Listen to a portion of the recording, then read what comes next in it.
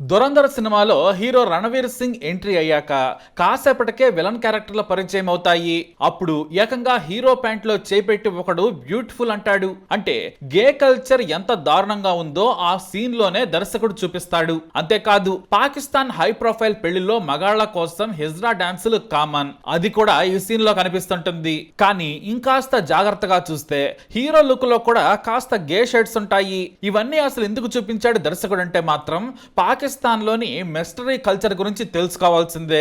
దీని గురించి చెప్పుకోవాలంటే పాకిస్తాన్ కు చెందిన ఓ హిజ్రా కార్యకర్త హీనా బలోచ్ కొన్నాళ్ల క్రితం ఓ బాంబు పేల్చారు. మా పాకిస్తాన్ లో ఎవ్వరూ దీన్ని ఒప్పుకోరు, కానీ 80% గేలు, మిగతా 20% బైసెక్షువల్ అని చెప్పారామె. కానీ ఎవరు ఆ విషయం గురించి ఒప్పుకోరు. అసలు స్ట్రైట్ అనే మనిషి పాకిస్తాన్ లో లేడంటారు హీనా. అది వాస్తవం, కానీ లెక్కలుండవు. పాకిస్తాన్ లో మతాన్ని బలంగా విశ్వసిస్తారు, కానీ నమ్మడం కంటే అమ్ముకోవటమే అక్కడ ఎక్కువ. పాకిస్తాన్ లో ఏ మగాడి శీలం ఆడవారితో పోదంటే నమ్మగలరా? తమ కజిన్స్ తోనో తమ శీలాన్ని చిన్న వయసులోనే పోగొట్టుకుంటూ ఉంటారు. అది అక్కడ చాలా కామన్. తెలిసినా కూడా ఎవరో పట్టించుకోరు. అందుకే దురంధర్ లో ఈ దుర్గంధమైన సీన్ ను ఓపెనింగ్ లోనే దర్శకుడు చూపించాడు. పైగా క్రిమినల్స్ లో 180% మంది స్వలింగ సంపర్కులే ఉంటారు.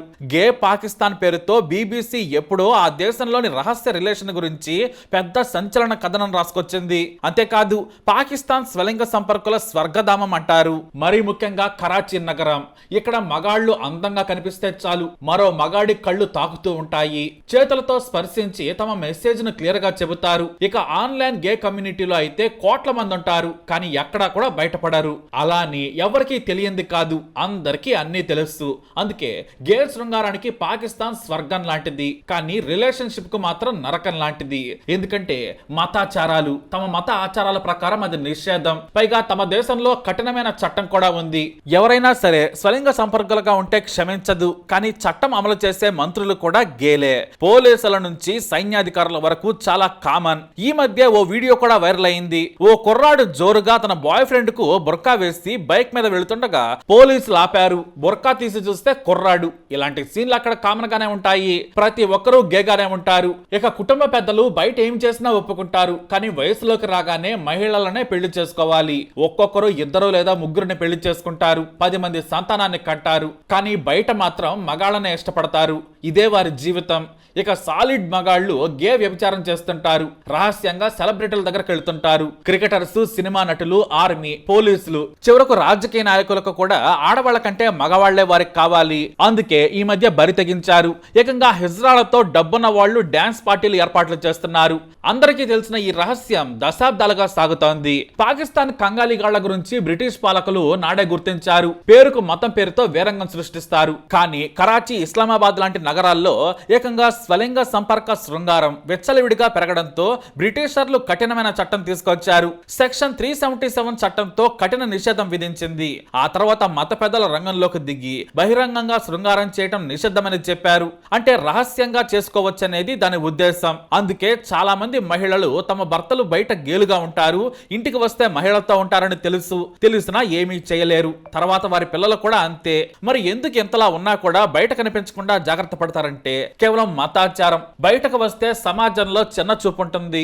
అందరూ చేసేదే అయినా బహిరంగంగా పరువు పోకూడదనుకుంటారు. చాలా మంది కుటుంబ గౌరవం కోసం దాస్తారు. అందుకే మగవాళ్ల సంబంధాలు స్నేహంగానే ఉంటాయి, కానీ ఒక్కసారి బయటకు అడుగు పెడితే ఆడవాళ్ల కోసం కంటే మగాళ్ల కోసమే మగాళ్ల చూపులు వెంటాడుతాయి. అయితే యవ్వనంలో ఉండగా ఆడ మగ వైపు కుర్రాళ్లు ఆకర్షితులవుతారు. అందుకే యుక్త వయసులో ఉన్నప్పుడే పెళ్లిళ్లు చేసేస్తారు. 18 ఏళ్లు వచ్చాయంటే కుర్రాళ్లకు పెళ్లైపోతుంది. కేవలం ధనికులు, హై క్లాస్ ఫ్యామిలీస్ లో మాత్రమే కుర్రాళ్లు ఆలస్యంగా పెళ్లి చేసుకుంటారు. ఇక పాకిస్తాన్ లోని చండాలం గురించి చెప్పుకోవాలంటే బీబీసీ ప్రకారం ఓ ఓపెన్ సీక్రెట్ తెలిసిపోతూ ఉంటుంది. చాలా మంది కరాచీలోని అబ్దుల్లా షా గాజీ సమాధిని దర్శిస్తుంటారు. పవిత్రమైన మనిషిని సమాధి చేశారని అక్కడికి వెళుతుంటారు. అయితే ఇక్కడే ఉంది కిటుకు. అందరూ అక్కడికి ప్రార్థనలు చేయడానికి వేల మంది గుమ్ముగుడతారు. కానీ కేవలం అది సాకు మాత్రమే. అక్కడే మగాళ్ళకి మగతోడు కోసం కలుసుకుంటూ ఉంటారు. చేతిలో చేసుకుని మాట్లాడుకుంటారు. స్నేహంతో పాటు రహస్య ప్రాంతానికి వెళతారు. అక్కడే చీకటి పడితే చెట్ల చాటున ఇతర ప్రాంతాల్లో బహిరంగంగానే చేస్తుంటారు. పవిత్రమైన ప్రదేశంలోనే ఇలా చేస్తున్నారంటే సిట్యువేషన్ అక్కడ ఎంత దారుణంగా ఉందో అర్థం చేసుకోవచ్చు. ఆ ప్రదేశం గురువారం రోజు సాయంత్రం పూట గేలతో కిక్కిరిసిపోతుంది. ఎందుకంటే శుక్రవారం వస్తే మళ్ళీ పవిత్రంగా ఉండాలనేది నిబంధన. అందుకే స్వలింగ సంపర్కులు రిలేషన్లో ఉండరు. వయసు రాగానే ఆడవాళ్ళనే పెళ్లి చేసుకోవాలి, చీకటి పడగానే ఇంటికి వెళ్ళిపోవాలి, భార్యలతోనే గడపాలనేది వారందరికీ తెలుసు. అందుకే చాప కింద నీరులా గే కల్చర్ విస్తరిస్తోంది. ఈ మధ్య సోషల్ మీడియా ప్లాట్ఫామ్ పెరిగిన తర్వాత మరీ ఎక్కువైంది. మరి మత పెద్దలు ఎందుకు ఖండించరంటే అదంతే, మనిషి సహజ లక్షణం. అలా అందరూ అదే దారిలో ఉన్నారు. మరి ఎవరైనా ఎందుకు ఖండిస్తారు?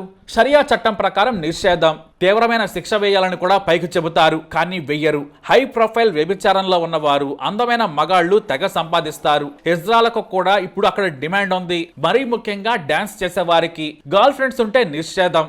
అవసరమైతే ఆడవాళ్లను కొడతారు, కానీ గే బాయ్ ఫ్రెండ్ నుండే మాత్రం పట్టించుకోరు. ఎందుకంటే మహిళల్లోనే వారి గౌరవం ఉంది. అయితే ఇలాంటి వ్యవహారాలు రోజు రోజుకి పెరిగిపోతున్నాయని పాకిస్తాన్ ప్రభుత్వం 1980లో కఠినమైన చట్టాలు తెచ్చింది, కానీ అమలు సాధ్యపడలేదు. అయితే రెడ్ హ్యాండెడ్ గా పోలీసులకు మగవాళ్లు శృంగారం చేస్తూ దొరికిపోతే అంతే, లంచాలిచ్చి బయటపడాల్సిందే.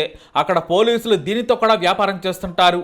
అందుకే కుటుంబంలోని వారు ఎక్కువగా గే రిలేషన్షిప్ లో ఉండదని చెబుతుంటారు. మంచి మగాడివైతే ఆడవాళ్ళను పెళ్లి చేసుకోవాలి, మగవారితో రహస్యంగా ఎంజాయ్ చేయాలని చెబుతారు.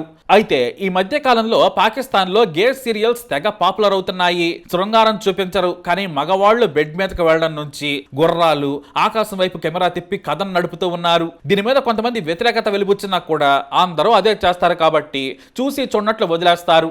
అయితే కొంతమంది చదువుకున్న గేలు మాత్రం గే హక్కుల కోసం అడుగుతూ ఉంటారు. మహిళా హక్కులు ఉన్నాయి, కానీ గే హక్కులు ఎందుకు లేవని ప్రశ్నిస్తారు. కాకపోతే వారి దేశంలో నినందించరు, బయట దేశం నుంచి నిలదీస్తారు. మరీ ముఖ్యంగా లండన్ నుంచి. హక్కుల కార్యకర్త హిజ్రా హీనా కూడా లండన్ లో ఇంటర్వ్యూ ఇచ్చారు. ఆ ఇంటర్వ్యూతోనే అసలు రంగు బయటపడేలా చేసింది. ఎన్నేళ్లున్నా సరే పాకిస్తాన్ లో ఓపెన్ గా తాము గేస్ అని మాత్రం చెప్పలేరు, పెళ్లిళ్లు కూడా చేసుకోలేరు. ఎందుకంటే మతాచారం, చేసేవన్నీ తప్పుడు పనులు. తమ మతానికి వ్యతిరేకంగా చేసే పనులైనా సరే రహస్యంగానే పాపం చేస్తామంటారు పాకిస్తానీయులు. కానీ తాము పెద్ద మగ పతివ్రతలమని నీతులు చెబుతూ ఉంటారు. మతం అడ్డు పెట్టుకుని కశ్మీర్లో తీవ్రవాదం ఎగదోస్తారు.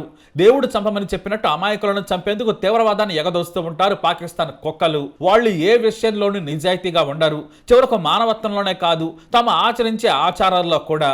ఏ విషయంలోనైనా సరే భారతీయుల హుందాతనానికి, నిజాయితీకి, సంస్కృతికి దగ్గరలో కూడా రాలేదు పాకిస్తాన్ అంటేనే అదో తుచ్చ దేశం, నీచ దేశం.